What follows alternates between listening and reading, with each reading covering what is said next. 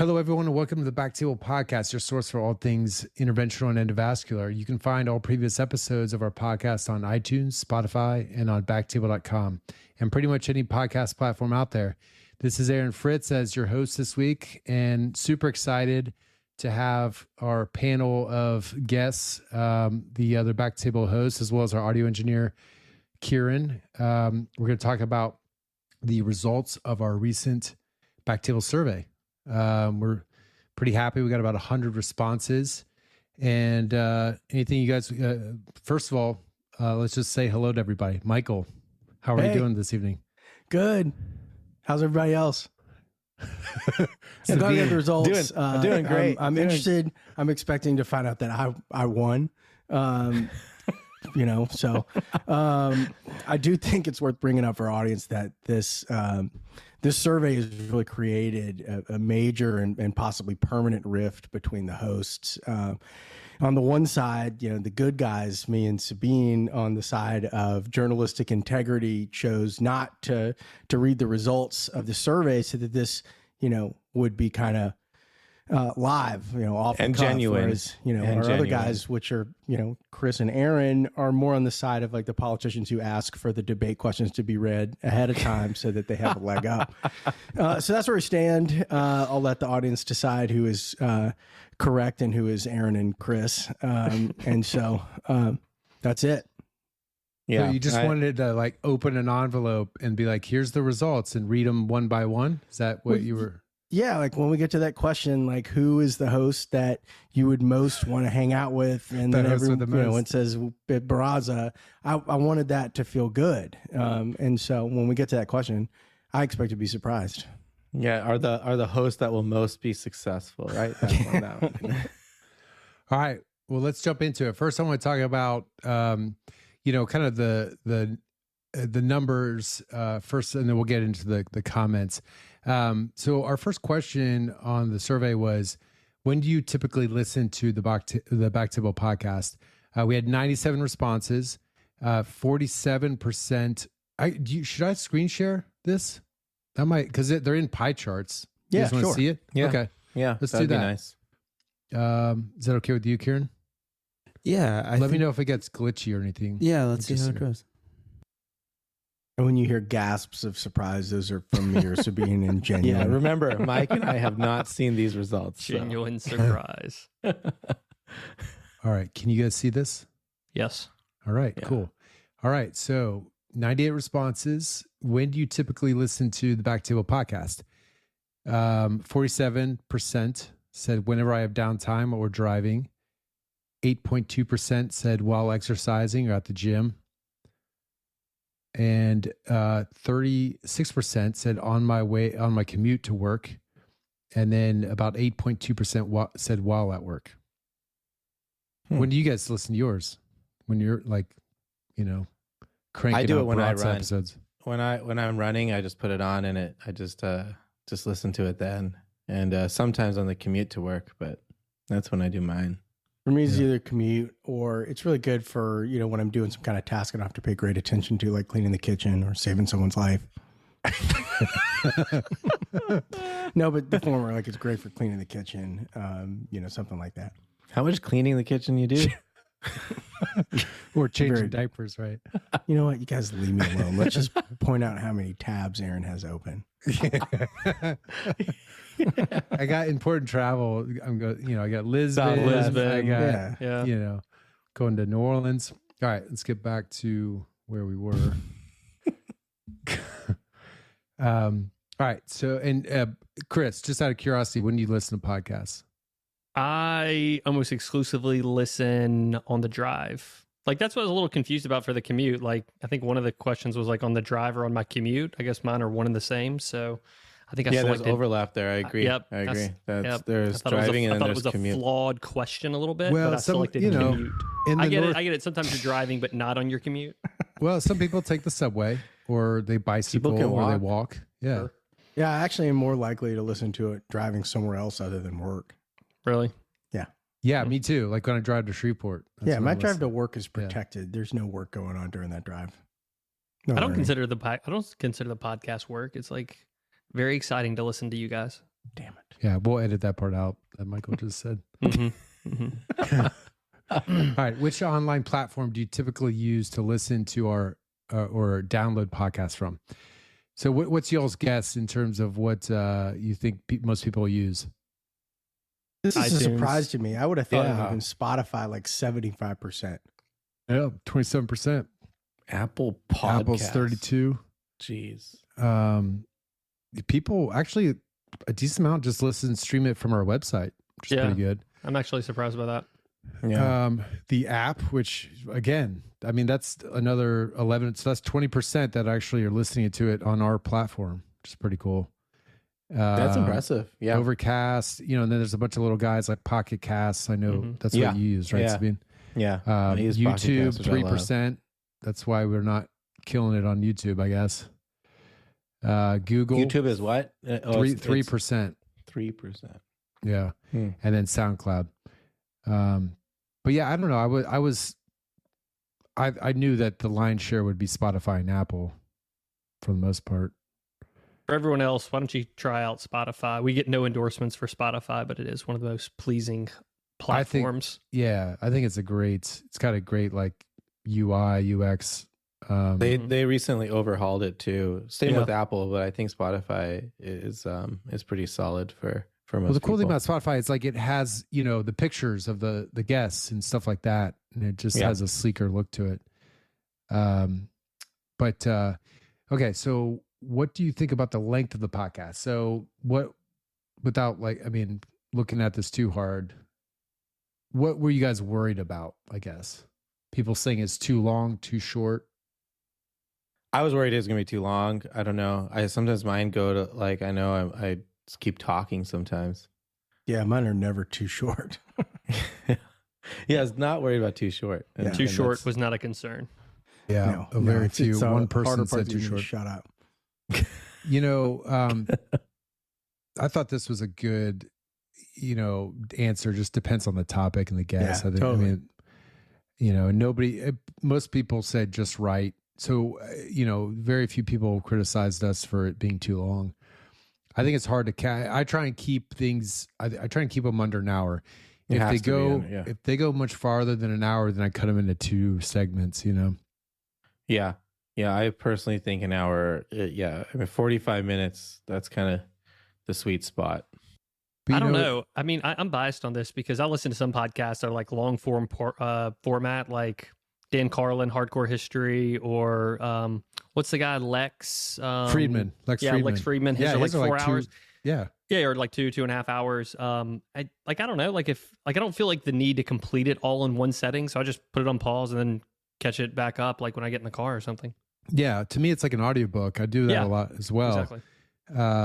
But that being said, you do kind of lose, you can lose interest if it's too long, Sure. and never go back to it. So anyway, I think we're on the right track here. You know what I mean? I'm going to make longer podcasts just so the audience knows. We'd love to listen to your voice back. I mean, Thank Joe you. Rogan's Thank you. long too, right? Yeah, exactly. Kieran, you got a lot of experience in the podcast world. What do you think? I mean, we're usually around 45 minutes, but what's your experience? Should Kieran introduce himself for those who maybe have not heard his voice or familiar with Kieran? Yeah, this is my maiden voyage on a BackTable episode, actually. Nice.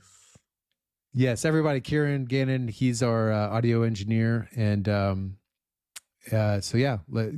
we appreciate the input, Kieran.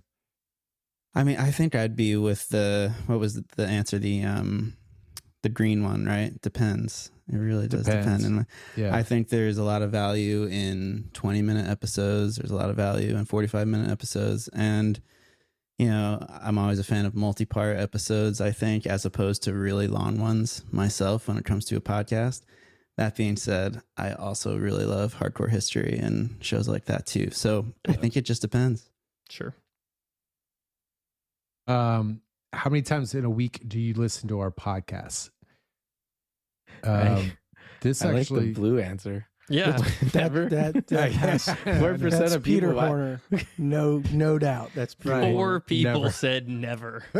Yeah, how many people answered that question? That's Peter Horner. It's 4. got to be. he, Oh, yeah. 96. That's Peter Horner 4 times. Right. Totally. Totally. I love it. They took the survey. They said we would like to say never. It's Peter Horner or a competitor.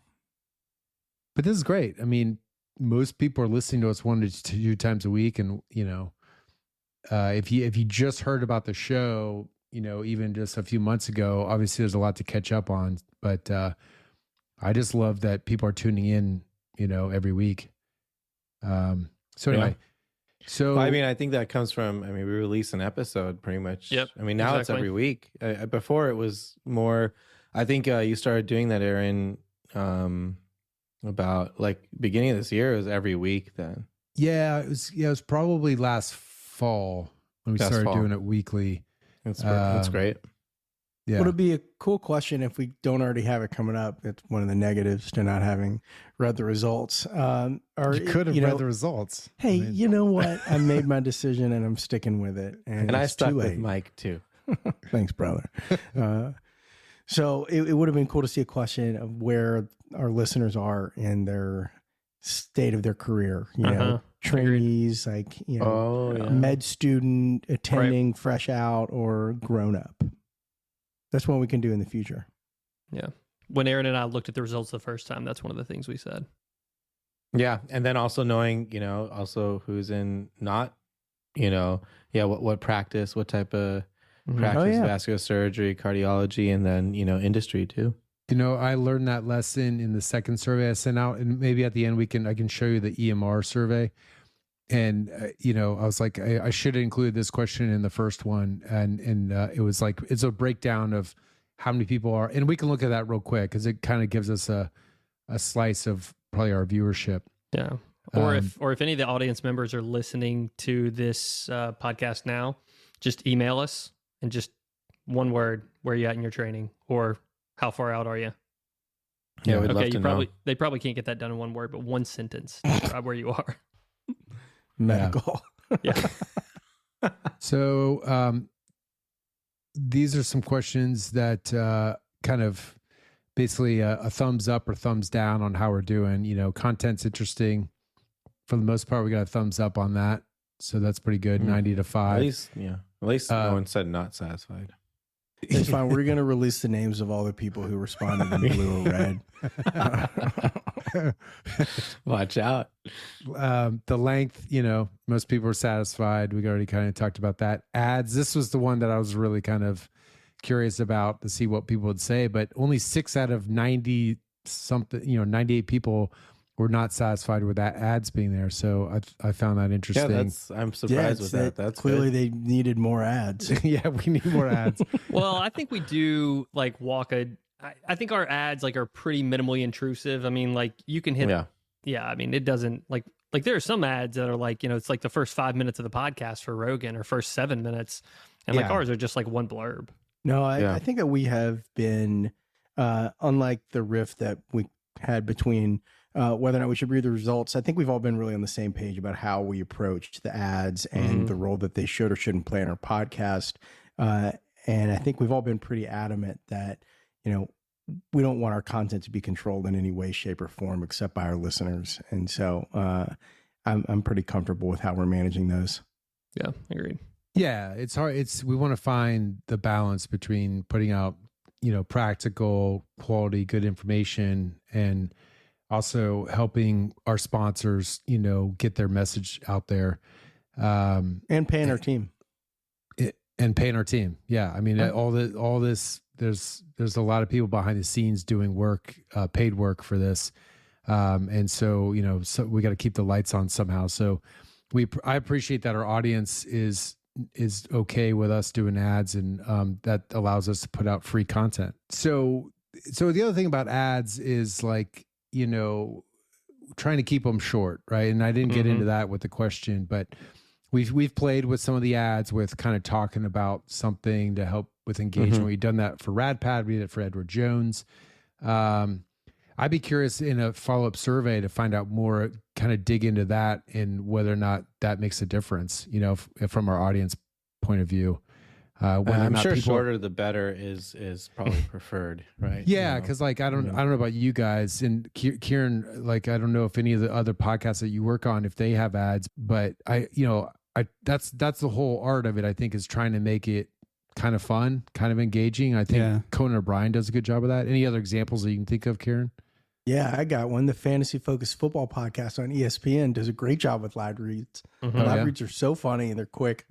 I was listening to a show, two of the guys from I think it's called Talking Sopranos. Two of the guys from The Sopranos are doing an episode for every episode of The Sopranos and sort of recapping it. And they do a really good job of awesome bringing in ads as well, too. And do they keep them short? They no, actually, but they're funny. They're funny, they just like go off on whatever it is they're talking about. And it's almost sarcastic, but it is engaging and more than other shows at least. Well, it's nice. That sounds like my fantasy football podcast. They're over the top. They're borderline sarcastic. They're funny. I listen to them. We should just do a cheesy joke at every episode. Like 50% of what I do. There's certain companies. I mean, RadPad might be willing to do that. Plug for RadPad. But I just want to find because I want it to be effective. I don't want people to just fast forward through them and not listen to them because that doesn't help anybody. But I do think that a follow-up survey, taking a deeper dive into what our audience is like kind of willing to tolerate, like I think that would be worth our time. So anyway, something to play with. Profile of the guests. 14 were neutral. So that's okay. That's like a B. Those B 14 minus. people want to be on the show. Yeah, right. That's so good. And 80 were satisfied. So that's good. Conversational format. I think that's where we shine. Yeah. And so most people are satisfied. Cool. Intro and outro music. You got to love it. Shout out to our musicians. Skeptic Moon. And that song that we use is Riparoo. Chris, you want to tell the story behind that real quick, just for those who haven't heard it? Yeah, so Riparoo, we were turned on to this band from a member of the IR community. You may have heard of this guy, Dan Z. He told us that his son was in a band in New Orleans. And so we got a taste of some of the music. And at the time, we were legitimately looking for new intro music. And we listened to a couple songs from there. Or did we listen to a lot of songs? Or did we maybe we got their first album and we just heard Riparoo? Yeah. And then we thought Riparoo was a good fit. And so we actually reached out to Young Z, and he had to ask permission from the band. They're a band here in New Orleans, and they gave us permission to let it fly on the podcast. And since then, we haven't looked back. Only thing I'm waiting for them to put out some new music so we can maybe mix it up a little bit. I don't want to mix it up. I think it's perfect. I agree. We listened to tons of bad songs. It was so bad. Yeah, and I don't know if anybody's listened to the Urology has really good intro music now, and so does ENT. The most recent episode, we just switched up their intro music, so it's pretty good too. I can imagine Ashley and Gopi have pretty good taste, so they probably pick something cool.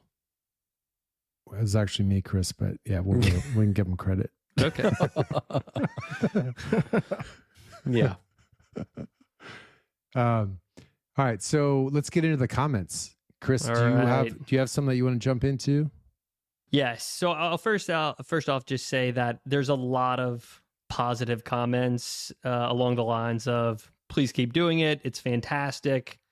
Here's one that says Barraza has a killer radio voice. Smiley face. Peter Horner for sure. I just assumed that was you taking the. I didn't take the survey because it was all biased. Okay. But that's probably what I would have said. It actually would have been more about my eyes. But I'll take it. And then some people say, keep it going here at the end. Newer to the podcast. It's fantastic. Someone says, don't change a thing. Here's you guys rock, ! So a lot of good feedback.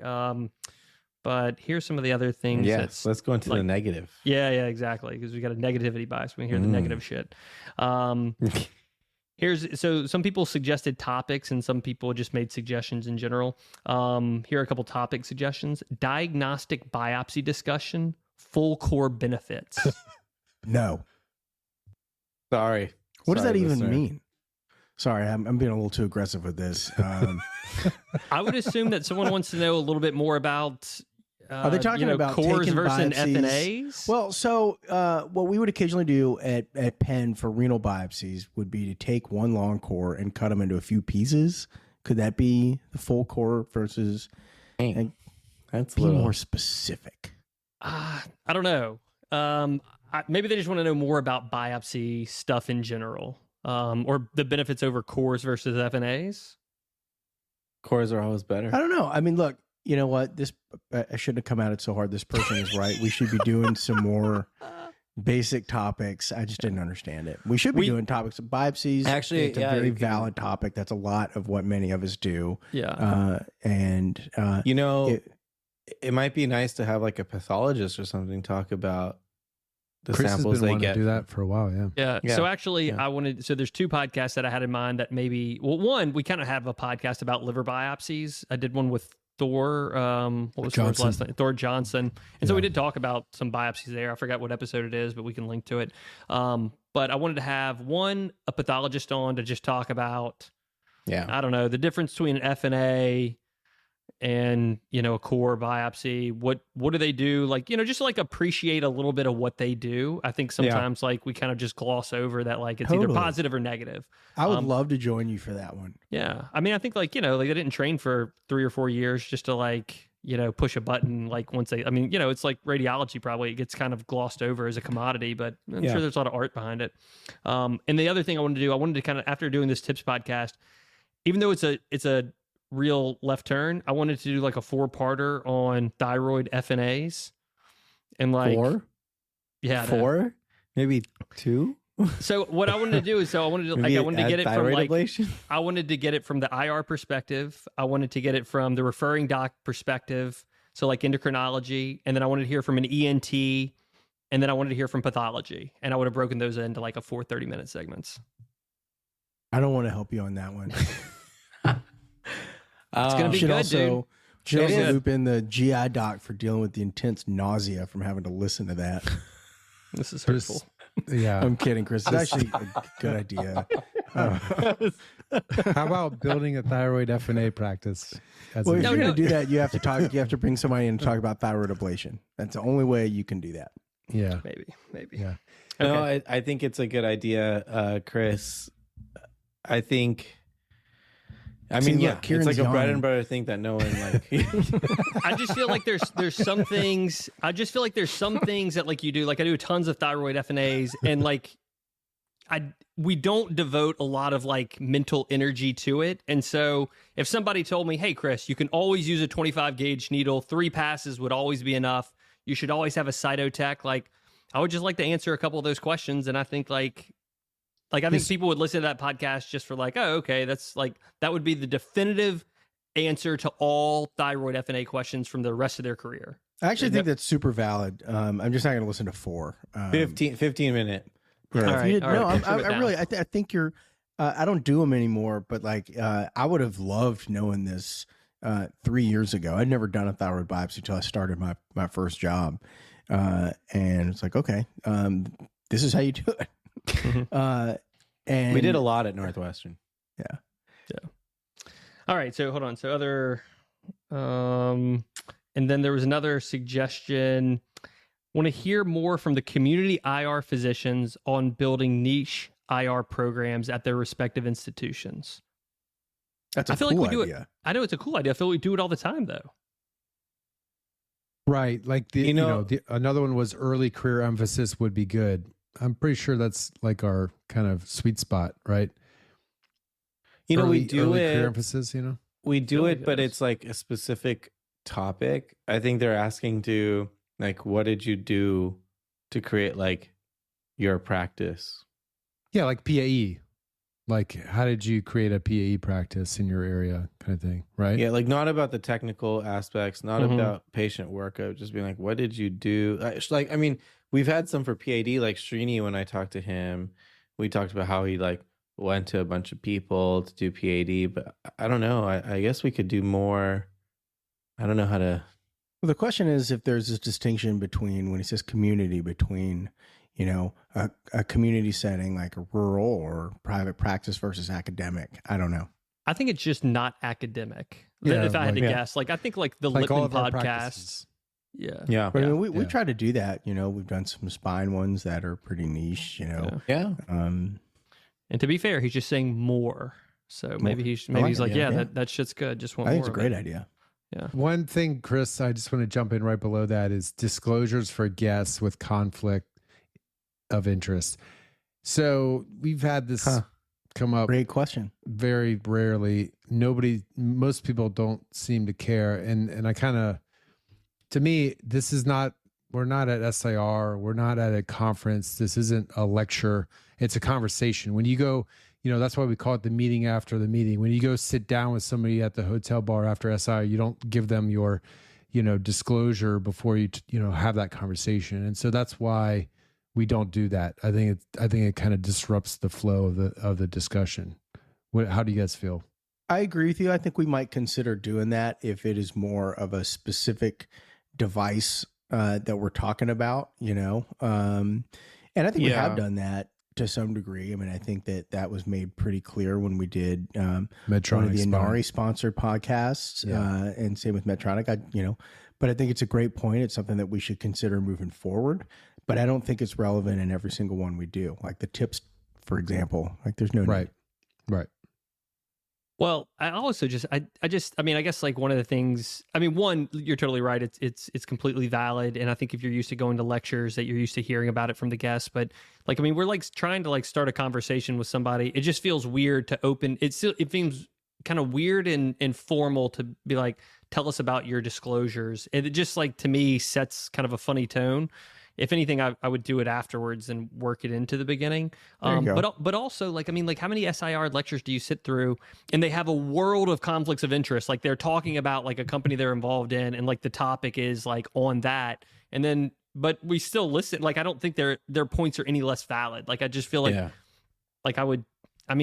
I don't know. Like, I just don't put a lot of stock in disclosures because I'm still going to listen if the content's good. Like, I feel like most IRs have a nose for bullshit if they think someone's like peddling something. Yeah, totally. it sounds like a commercial. Part, yeah. Sorry, Mike. Like, go ahead.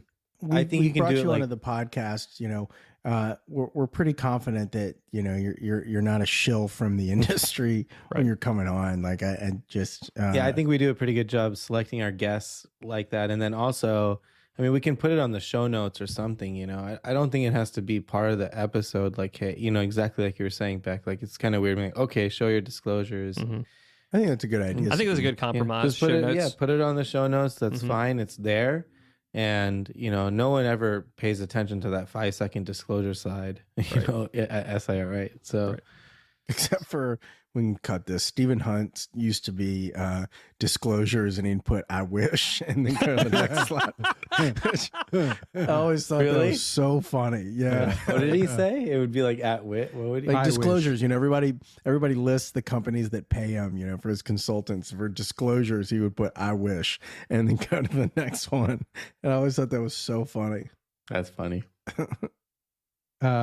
Some of these are like things that we already do. Notes in podcasts would be fantastic. We've but they're the asking show for the notes. notes in the actual file that gets sent out. So like when I listen to, does it come? It doesn't come, does it? Yeah, it does. It takes a little while, but they show up eventually, because they all get put into SoundCloud. And then SoundCloud disperses them through the RSS feed. So eventually they show up in Apple and Spotify and all the notes come there. Yeah. I don't know. I guess I never noticed it. Yeah. And they're all most easily found on our website as well. Yeah. Those I've seen. But I'm saying like on my eye catcher, at least, I don't get the notes. Huh. I gotta look at my phone too. I'm not sure. Like I know it. Let me go get my phone. I want to see if mine come up. I know. I was getting mine. I do actually now. You're right. So it comes late though. You're right. Yeah. There's a bit of a delay, but you got to give it a couple weeks. And That's part of cool. that, I had no idea. That's cool. Yeah. Part of that is Madavi doesn't get the episode up front. So she has to listen to it write the show notes, and then upload them. Chris I has didn't to even edit realize them, and then Oh, that's cool. Yeah, I guess it's always just a week behind. Yeah. I didn't know that. Cool. I learned something new. Yeah. People, there's been a couple comments that they should be shorter, shorter 15 to 30 minute topics. That would be great too. I just feel like a lot of topics, what happens inevitably is a guest comes on and we say, all right, let's knock this out in 30 minutes. And this has happened to me recently where I think it only really should be a 20 or 30 minute discussion. And you just talk. And I mean, that's kind of the beauty of the format, right? Is the conversation unfolds and it ends up being 40, 45 minutes, 50 minutes. I don't want to cut that short if there's good information there. You know what I mean? I totally agree. Totally. I agree. I mean, it's hard. I come in trying to do 30 to 40 minutes, and frequently I'm recording for 50 minutes to an hour. I always get nervous about it. Like halfway through, I'm texting Aaron or Kieran, like, where are we on time? And I'm either like way farther along than I thought I'd be, or the complete opposite. And I've gotten to where, some of the best stuff comes from that stuff that happens later. And I don't know, delete this. I don't know where it's going with it, but no, Aaron, I've got something I've been meaning to send you this week. Like I was reading this cool article that was an interview with with podcast producers from like maybe 20 different like well-known podcasts, and it asked them like, what are your biggest challenges? And that was one of them. One of them's like, what do you do like when you're just like way deep in the weeds? I think the person had interviewed Fiona Apple, and it was just fascinating. It's just like, look, like you want to edit that down and you want to get to the core of it, but what are you losing when you cut out all that stuff? Yeah. Well, another one that a friend of mine, she started on a podcast about 8 months ago, and she recorded her first 2 episodes, and she was like, Aaron, what do I do if the guest was really, really bad and I don't want to put this out? And I was like, just say you forgot to hit record, ouch. No, actually, that's closer to what the interview was like about Fiona Apple. It's like, you've got somebody who has good information, but it basically is just like bad at this. And how do you do it? What a great answer. Kieran, what are your thoughts on that? Your idea is pretty funny. well, because like you've edited on multiple shows, sure. And some of the historical ones that you've done, like I'm sure you guys didn't have all great guests. I mean, were there some bad ones that you can think of that, and like how did you guys get around that? You just still put it out? Yeah, I mean,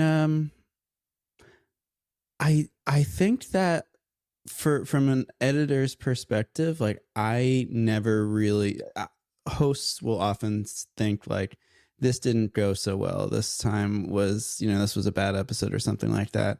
And I almost never really feel that way about anything that I'm really like recording. I think an audience generally appreciates whatever, obviously some are better than others, but I don't think there's anything like, I've never come across anything that we should just say that was trash and let's get. Well, it's funny you say that because, early on, especially I got this from Mike and Hartley was, oh my God, I was horrible. I can't stand listening to myself. And it's like, no, dude, you sound great. You're good. Yeah. Like you don't need to be so hard on yourself, Yeah, Mike, don't be so hard on yourself. Oh, no. Let me be clear. I won't listen to any podcast I've recorded. I've done one in the last 2 years, and that was the 100 episode one. I won't do it. It's hard. Yeah, I agree. It's horrible. I agree. It's like, I don't like it's like that to my sound voice. when somebody grabs a balloon and manipulates it. That's what it sounds like to me. But it does bring an important point. I think that I like hearing Kieran say that because, I think that most of the time I think that it's going really poorly. I'm wrong. And a lot of the time I think I'm just crushing one. Maybe I'm not. It's and I think also that and again, this may not be something we want to keep in here for prospective guests, but I think what makes a bad guest is really variable. I don't think that there's one thing that makes somebody a bad guest. Mike, can you tilt your mic a little bit for me, please? It's all getting deleted anyway. Oh, yeah. Wow. You sound so much better now. There we go. It's that famous radio voice. Yeah. Ooh, damn. Nice comment. Good job. Yeah. I'm jealous. All right. I wish we had done that about 45 minutes ago. Move that mic. You sound way better. No, it's slowly always trying to just sort of go like this whenever Mike just. If you want, I can go back and just talk for another hour. Wow, that radio voice, that's sexy. I know. All right. No. Chris, you got more comments you want to bring up? Yes. So this one said more time on the technique dash document link to podcast with speakers technique / equipment used.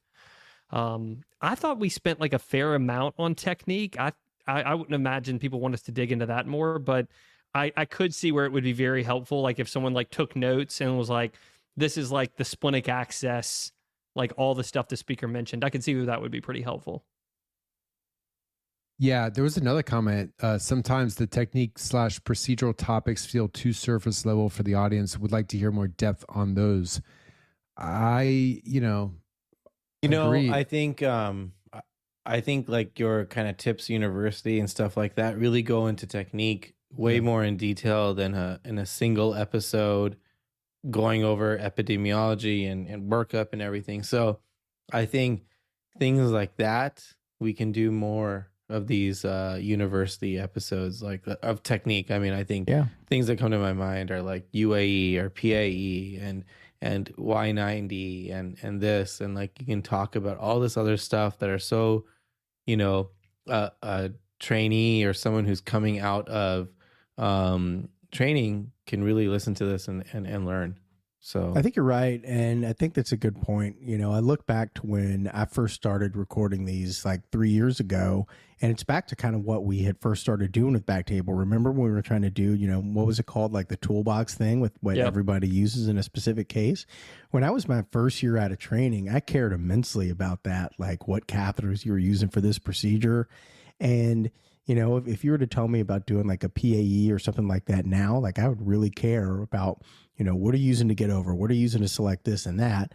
And I think sometimes we do maybe kind of gloss over that because we've all been out for a few years, and maybe that's something we can do is focus a bit more on some of the technical and equipment elements that we may think are obvious that to a medical student or a early stage trainee or not so obvious. I remember when I was graduating, I like wrote down like, oh yeah, we used this French cath. Like I was so minutia related to like me too. Like everything. It was like, oh, like I need to use this glide wire. Like I wrote it down, and things change. Every practice has different stuff, but it's like it's kind of nice to have some sort of resource like that. Yeah, I mean, that was one of the things that drew me to BackTable was going from Penn, where I had, established standardized equipment for everything. I knew what I was supposed to use for every case, to go into a job where I was covering 8 different hospitals, which had different equipment at every single one. It's like, what? I've never even heard of this catheter. Like, what do I do here?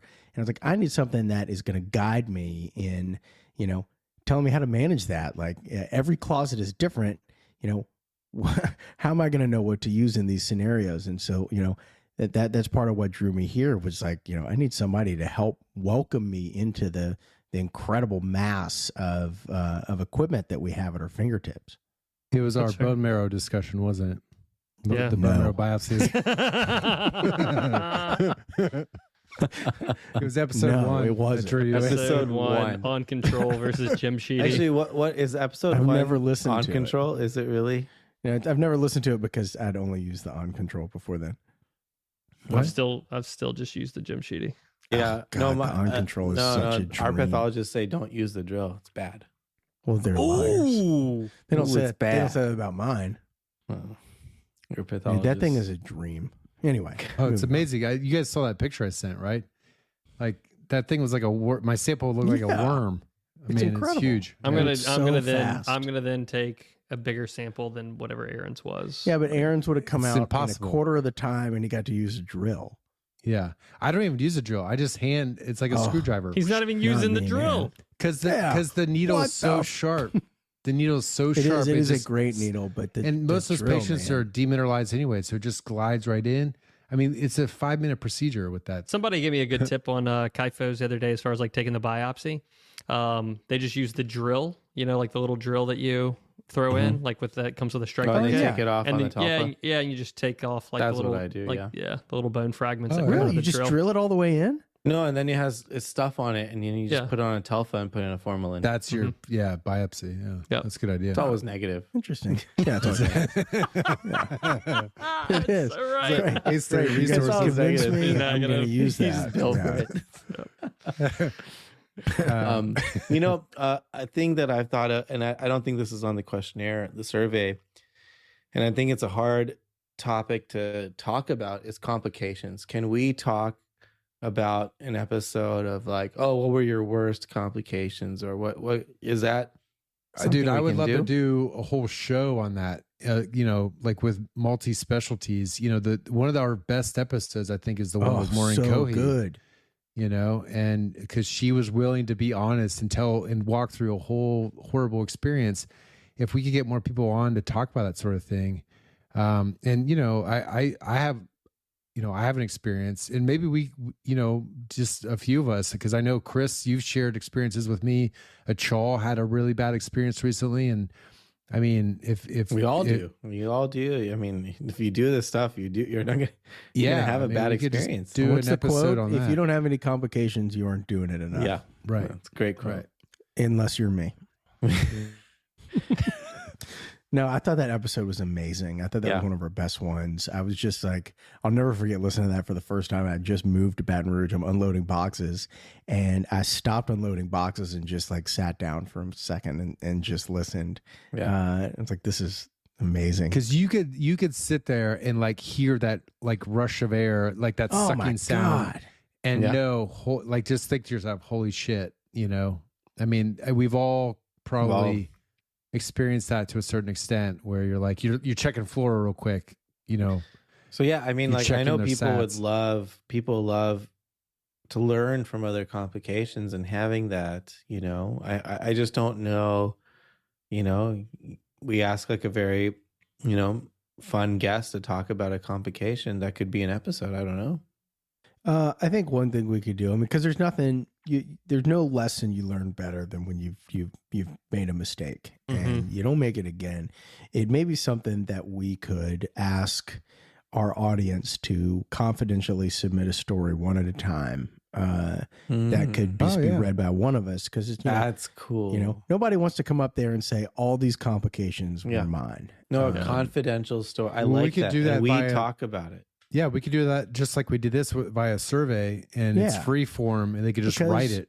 You can tell your story about one complication, and very rarely are they going to be as moving or useful as Dr. Cohey's. And I think, it would be more interesting. I mean, it's like SIR does the mea culpa section, where, you share your errors. People want to see more than one.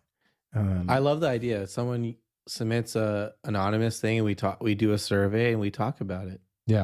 Yeah, that'll be a good survey. And we can have a guest. I will be, an expert more than on happy that. to submit both mistakes I've made over the course of my career. All two. No, I have a list. All right. All right, we're coming up close to the hour. So, Chris, you want to? I got a couple more. If Chris, you want to? You go ahead. You go ahead. Jump on. Yeah, we're gonna cut a lot of this so we can. Yeah. So, they spelled should as SHUD, so I don't know how much credit we should give them. It says you should showcase on other social media platforms too, like Facebook. I don't know. I can't read this seriously. Facts, dude. This guy.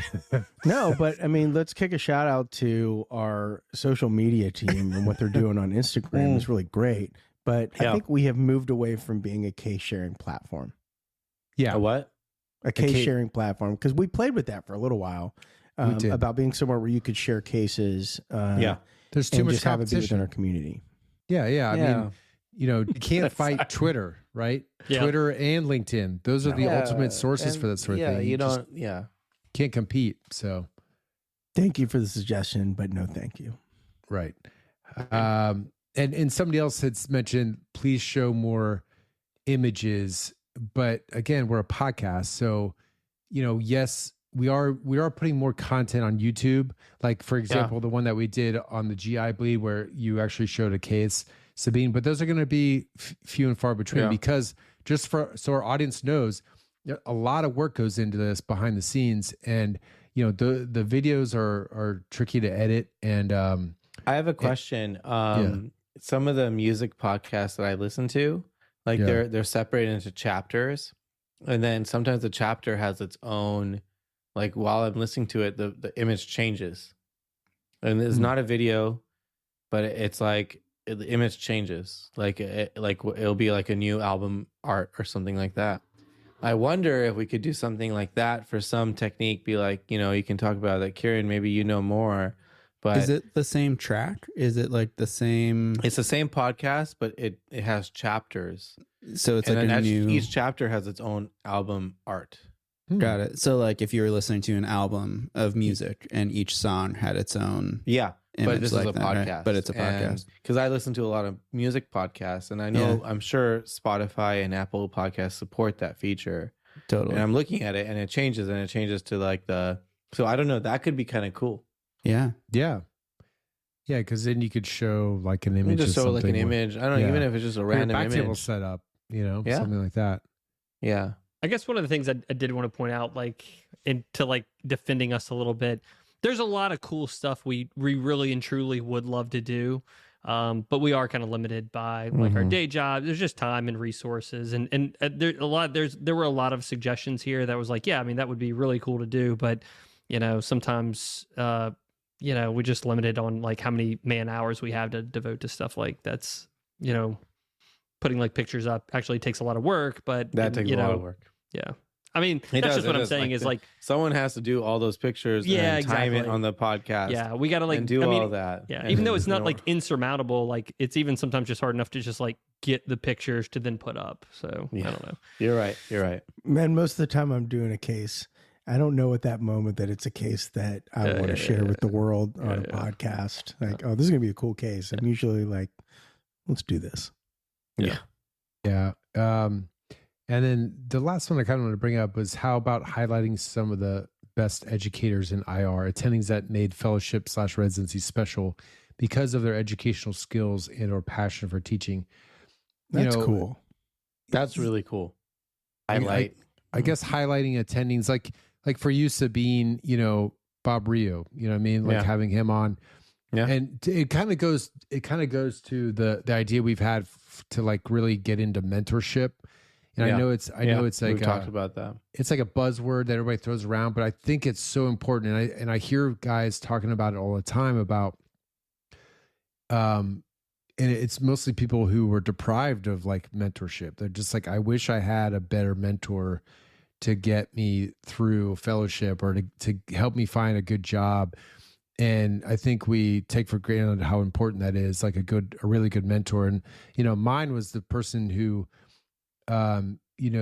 he's the one who inspired me to go into IR to begin with in residency, Dave Ball. And, for me, it's like, he's somebody that I can call to this very day and ask him either a question about a procedure, ask him a question about life, ask him a question about jobs. Yeah. And he's so seasoned, like he's been through it all. He'll give me solid advice. And when I hear people say like, I don't have somebody like that actually makes me, I feel bad. And like, but at the same time, it's not something you just like assign somebody to. Right. You know what I mean, part of it's luck of the draw, right? Like where are you at? Are people willing to do that? I'm sure there's a lot of places that, you're not going to find a mentor. Yeah. So like, how do you, and I don't know, maybe somebody has an answer for that, or maybe it's not that easy, but I think it's worth discussing on the show, 100%. how important it is, For sure. I think mentorship is cool. Like, I hope we can do that at Western Angio. I think that'll be a great topic with Ryu or anyone else too. Yeah, we can let's wrap the show up. What do you say, guys? Chris, I'm you got any other ones you want to bring up? fun. I know, me too.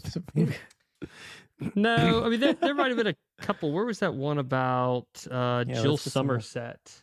Let's get some more crazy ones. Okay, so you want me to read it, Chris? I got it right here. Yeah, if you have it in front of you. So more interdisciplinary guests, for example, Jill Somerset as an ultrasound tech, more ultrasound techs, Cath Lab Text, rad techs, PAs, NPs, maybe a patient or patient advocacy group. Dude, yes. Yeah, I thought that was I mean, we actually talk. Yeah, we actually talk about doing that a fair amount, but then we just kind of fall into our old routine. So this one, I really this resonated with me, and I thought like we should really make more of an effort to. I mean, Jill Somerset, of course, like they're using that as an example because we had her on the show, but yeah, we should definitely make a move to get a ton more Cath Lab Text, PAs, NPs. Yeah. Like I think I like the patient one too, and even just like small stuff. Patient who gets a port. What was your patient advocate is an extraordinary. Oh my god! Idea. I mean, just think about it. Good. Think about it. That could open up a sector to a whole new audience. Well, I think also the challenge is, we all agree that this sounds like an outstanding idea. It is, how do you take this idea and come up with the right topic with the right scope that is aimed at the right people? And I don't know the answer to that. I'd like to hear from all these people, and I think a lot of our guests would too. I mean, a lot of our audience would too. But, say we do one on, the patient experience or something from a patient advocate. Who do we aim the podcast at? Who do we aim that episode at? But I do think like another different way to get at that is like there are some interventional radiologists who have been patients, like Jim Creedy jumps to mind. Like he gives like a small talk, or at least I feel like you've either heard it or read it, where he talks about like, what it was like being on the other end of the needle. SAR. And, like one of the things that like jumped out at me was like lidocaine. He was like, as interventional radiologists, we treat lidocaine like it's like liquid gold. Like we're just so stingy with it. He's like, lay it down. He's like, and ever since then, like these like 5 milliliter vials that they give me that come in like every biopsy kit. I'm like, nope. I was like, big bottle, pour it in. And like I loaded up lidocaine. We could have like, or like dabble in this by first getting like an IR guy to come and talk about like their experience, like going through like whatever procedure they had. Yeah. I think a patient thing would be cool. Yeah. But like our focus would not be for our current listeners. It would be like you go and advertise that on these forums. And these forums are like viral. I think you can knock out both with one stone. I think you could have a patient/doc discussion, and just like an NPR story, it's touching for everybody, and it's inspiring for everybody, and it can be used in both audiences. And I would be open. I mean, I think that's a great idea. I think it's cool. I love the idea. So, and just one more thing about this comment, with Cath Lab Text, we haven't released it yet, but I did interview the UVA lab techs on Cath Lab, tech retention and education, which is super important because they gave a lot of insight as to like why techs leave, and how important it is to like treat each other with respect so that they don't leave, because you spend a lot of time and energy educating them. Yeah. And then if you have one bad doc in the group who abuses them, well, then all that goes out the window, and then you have a turnstile of texts that come through, and then you wonder why, turnover is so slow, right? It's an essential piece to your day to day, and we take it for granted. I think we can have some other tech episodes, just even like more like technical tech episodes. Like, how do you set up the table? Like, what do you think? Like, just like these like little things we take for granted, I think could be kind of cool. Yeah. A lot of techs are listening to the podcast, for sure. But I mean, I just know like, a cool, I just think it would be awesome to hear from like some seasoned Cath Lab techs. I mean, I don't know about y'all's experience in training, but like, I don't know what percentage of what I learned came from the techs, but a good number of like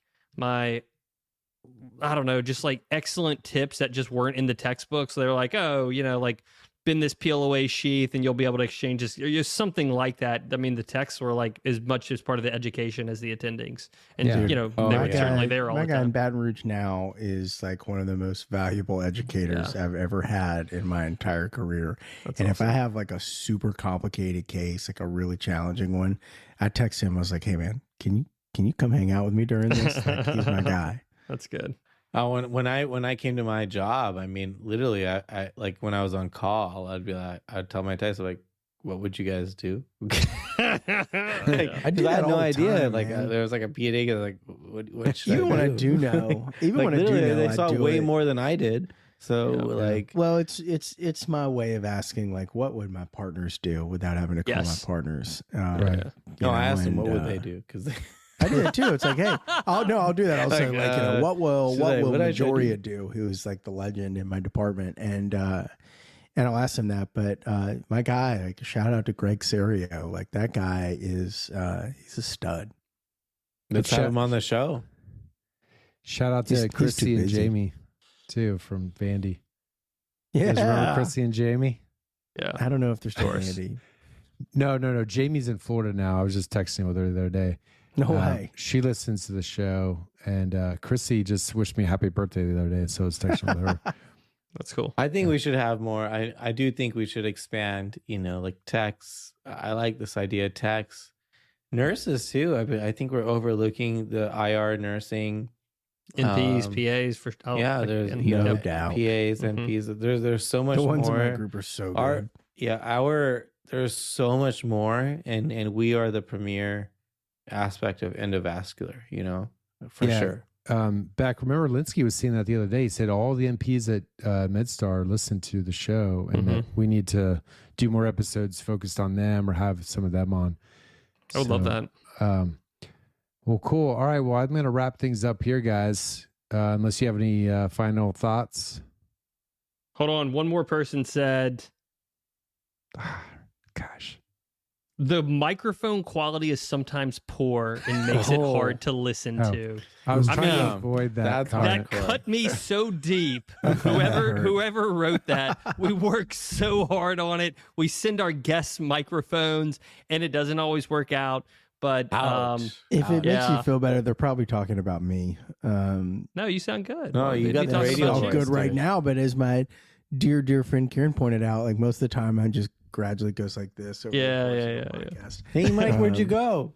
Yeah, exactly. Oh. So that one, although it was pointed because sometimes it's accurate, but we do really, really work on it.